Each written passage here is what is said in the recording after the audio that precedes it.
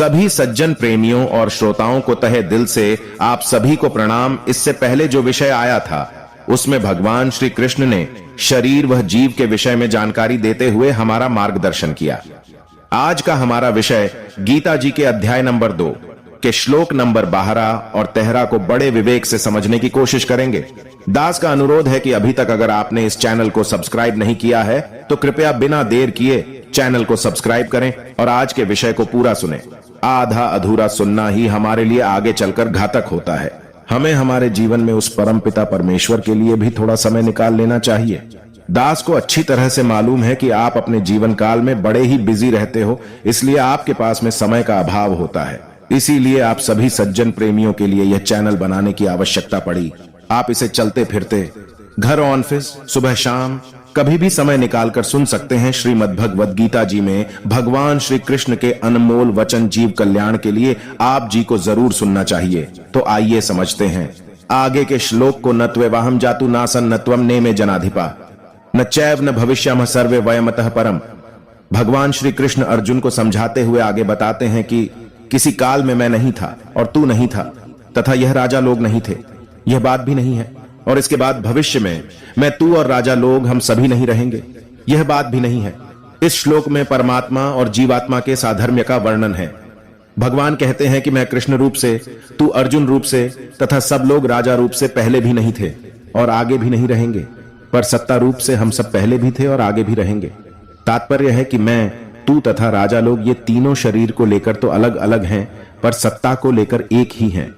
शरीर तो पहले भी नहीं थे और बाद में भी नहीं रहेंगे, पर स्वरूप स्वयं की सत्ता पहले भी थी, बाद में भी रहेगी और वर्तमान में है ही। जब ये शरीर नहीं थे तब भी सत्ता थी और जब ये शरीर नहीं रहेंगे तब भी सत्ता रहेगी। एक सत्ता के सिवाय कुछ नहीं है। मैं, तू तथा ये राजा लोग, ऐसा कहने का तात्पर्य है कि परमात्मा की सत्ता और जीव की सत्ता एक ही है, अर्थात है और हूं दोनों में एक ही चिन्मय सत्ता है। मैं अहम के संबंध से ही हूं है। अगर मैं अहम का संबंध न रहे तो हूं नहीं रहेगा, प्रत्युत है ही रहेगा। वह है अर्थात चिन्मय सत्ता मात्र ही हमारा स्वरूप है। शरीर हमारा स्वरूप नहीं है, इसलिए शरीर को लेकर शोक नहीं करना चाहिए।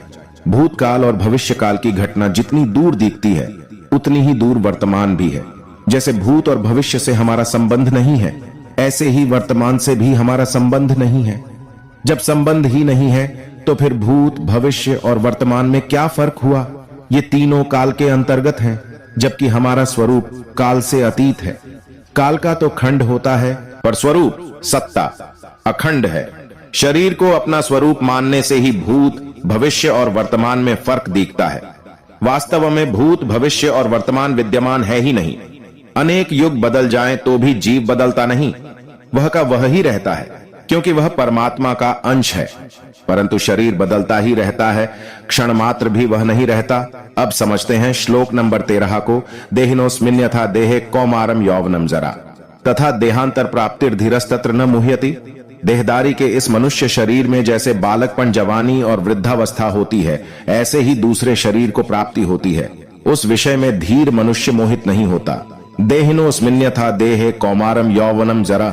शरीरधारी के शरीर में पहले बाल्यावस्था आती है, फिर युवावस्था आती है और फिर वृद्धावस्था आती है।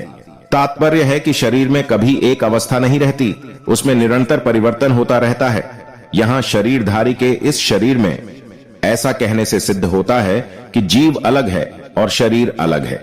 जीव दृष्टा है और शरीर दृश्य है। अतः शरीर में बालकपन आदि अवस्थाओं का जो परिवर्तन है वह परिवर्तन जीव में नहीं है, तथा देहांतर प्राप्ति जैसे शरीर की कुमार, युवा आदि अवस्थाएं होती हैं, ऐसे ही देहांतर की अर्थात दूसरे शरीर की प्राप्ति होती है। जैसे स्थूल शरीर बालक से जवान एवं जवान से बूढ़ा हो जाता है, तो इन अवस्थाओं के परिवर्तन को लेकर कोई शोक नहीं होता। ऐसे ही जीव एक शरीर से दूसरे शरीर में जाता है तो इस विषय नहीं होना चाहिए। जैसे स्थूल शरीर के रहते रहते कुमार, युवा आदि अवस्थाएं होती हैं, ऐसे ही सूक्ष्म और कारण शरीर के रहते रहते देहांतर की प्राप्ति होती है, अर्थात बालकपन, जवानी आदि स्थूल शरीर की अवस्थाएं हैं। ऐसे देहांतर की प्राप्ति मृत्यु के बाद दूसरा शरीर धारण करना सूक्ष्म और कारण शरीर की अवस्था है।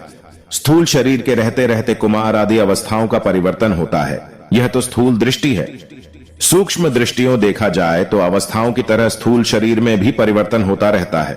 बाल्यावस्था में जो शरीर था वह युवावस्था में नहीं है। वास्तव में ऐसा कोई भी क्षण नहीं है जिस क्षण में स्थूल शरीर का परिवर्तन न होता हो। ऐसे ही सूक्ष्म और कारण शरीर में भी प्रतिक्षण परिवर्तन होता रहता है, जो देहांतर रूप से स्पष्ट देखने में आता है। अब विचार यह करना है कि स्थूल शरीर का तो हमें ज्ञान होता है, पर सूक्ष्म और कारण शरीर का हमें ज्ञान नहीं होता। अतः जब सूक्ष्म और कारण शरीर का ज्ञान भी नहीं होता तो उनके परिवर्तन का ज्ञान हमें कैसे हो सकता है? इसका उत्तर है कि जैसे स्थूल शरीर का ज्ञान उसकी अवस्थाओं को लेकर होता है, ऐसे ही सूक्ष्म और कारण शरीर का ज्ञान भी उसकी अवस्थाओं को लेकर होता है। स्थूल शरीर की जागृत, सूक्ष्म शरीर की स्वप्न और कारण शरीर की सुषुप्ति अवस्था मानी जाती है। मनुष्य अपनी बाल्यावस्था में अपने को स्वप्न में बालक देखता है, युवावस्था में स्वप्न में युवा देखता है और वृद्धावस्था में स्वप्न में वृद्ध देखता है। इससे सिद्ध हो गया कि स्थूल शरीर के साथ साथ सूक्ष्म शरीर का भी परिवर्तन होता है। ऐसे ही सुषुप्ति अवस्था बाल्यावस्था में ज्यादा होती है, युवावस्था में कम होती है और वृद्धावस्था में वह बहुत कम हो जाती है। अतः इससे कारण शरीर का परिवर्तन भी सिद्ध हो गया।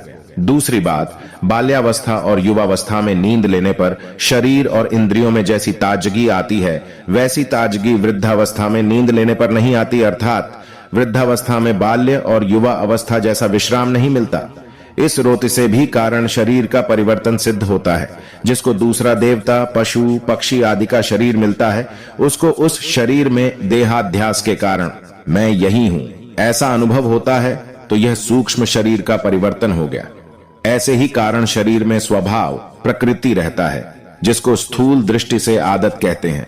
वह आदत देवता की ओर होती है तथा पशु पक्षी आदि की ओर होती है, तो यह कारण शरीर का परिवर्तन हो गया। अगर जीव का परिवर्तन होता तो अवस्थाओं के बदलने पर भी मैं वही हूं ऐसा ज्ञान नहीं होता, परंतु अवस्थाओं के बदलने पर भी जो पहले बालक था, जवान था, वही मैं अब हूं ऐसा ज्ञान होता है। इससे सिद्ध होता है कि जीव में अर्थात स्वयं में परिवर्तन नहीं हुआ है। यहाँ एक शंका हो सकती है कि स्थूल शरीर की अवस्थाओं के बदलने पर तो उनका ज्ञान होता है, पर शरीरांतर की प्राप्ति होने पर पहले के शरीर का ज्ञान क्यों नहीं होता? पूर्व शरीर का ज्ञान न होने में कारण यह है कि मृत्यु और जन्म के समय बहुत ज्यादा कष्ट होता है। उस कष्ट के कारण बुद्धि में पूर्व जन्म की स्मृति नहीं रहती। जैसे लकवा मार जाने पर, अधिक वृद्धावस्था होने पर बुद्धि में पहले जैसा ज्ञान नहीं रहता, ऐसे ही मृत्यु काल में तथा जन्म काल में बहुत बड़ा धक्का लगने पर पूर्व जन्म का ज्ञान नहीं रहता। परंतु जिसकी मृत्यु में ऐसा कष्ट नहीं होता, अर्थात शरीर की अवस्थांतर की प्राप्ति की तरह अनायास ही देहांतर की प्राप्ति हो जाती है, उसकी बुद्धि में पूर्व जन्म की स्मृति रह सकती है। अब विचार करें कि जैसा ज्ञान अवस्थांतर की प्राप्ति में होता है, वैसा ज्ञान देहांतर की प्राप्ति में नहीं होता। परंतु मैं हूं, इस प्रकार अपनी सत्ता का ज्ञान तो सबको रहता है। जैसे सुषुप्ति, गहरी निद्रा में अपना कुछ भी ज्ञान नहीं रहता, पर जगन्ने पर मनुष्य कहता है कि ऐसी गहरी नींद आई कि मेरे को कुछ पता नहीं रहा, तो कुछ पता नहीं रहा। इसका ज्ञान तो है ही। सोने से पहले मैं जो था वही मैं जगने के बाद हूं, तो सुषुप्ति के समय भी मैं वही था। इस प्रकार अपनी सत्ता का ज्ञान अखंड रूप से निरंतर रहता है। अपनी सत्ता के अभाव का ज्ञान कभी किसी को नहीं होता। शरीरधारी की सत्ता का सद्भाव अखंड रूप से रहता है, तभी तो मुक्ति होती है और मुक्त अवस्था में वह रहता है। हाँ, जीवन मुक्त अवस्था में उसको शरीरांतरों का ज्ञान भले ही ना हो, पर मैं तीनों शरीरों से अलग हूं ऐसा अनुभव तो होता ही है। धीरस्तत्र न मुह्यति, धीर वही है जिसको सत असत का बोध हो गया है। ऐसा धीर मनुष्य उस विषय में कभी मोहित नहीं होता, उसको कभी संदेह नहीं होता। इसका अर्थ यह नहीं है कि उस धीरे मनुष्य को देहांतर की प्राप्ति होती है।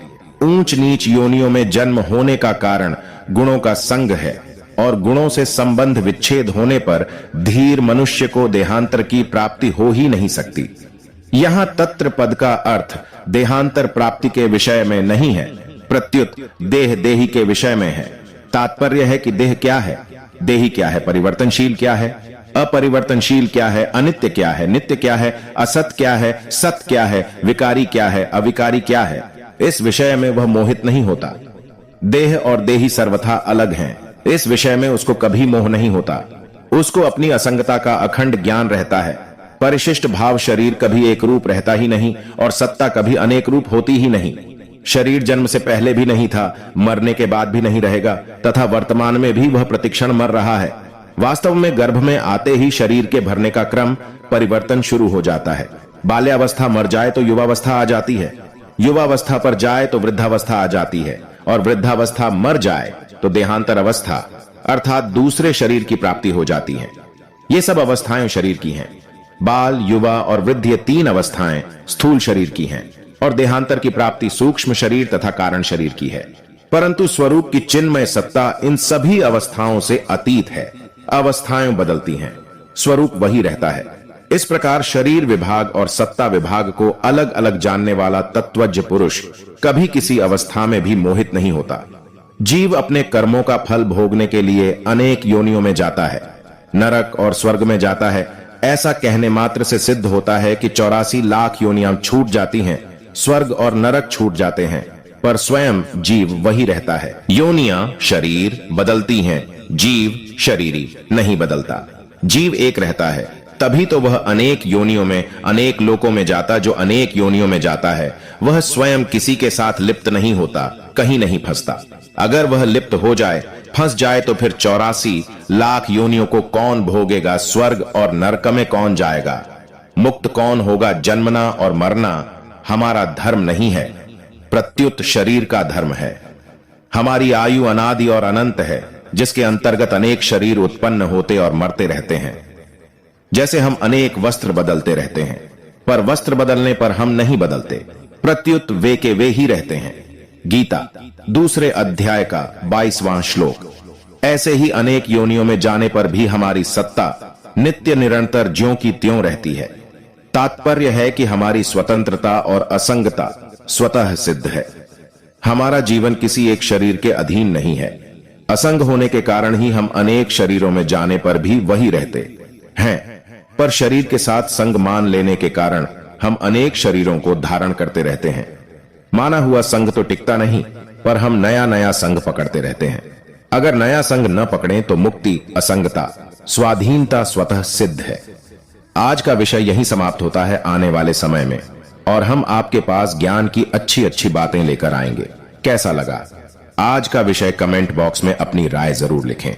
अगर आपने अभी तक इस चैनल को सब्सक्राइब नहीं किया है तो जल्दी से जल्दी चैनल को सब्सक्राइब करें, बेल आइकन दबाएं और आगे शेयर करें। आने वाले विषय सूची तक आपके इस दोस्त को इजाजत है। तब तक के लिए जय श्री कृष्ण।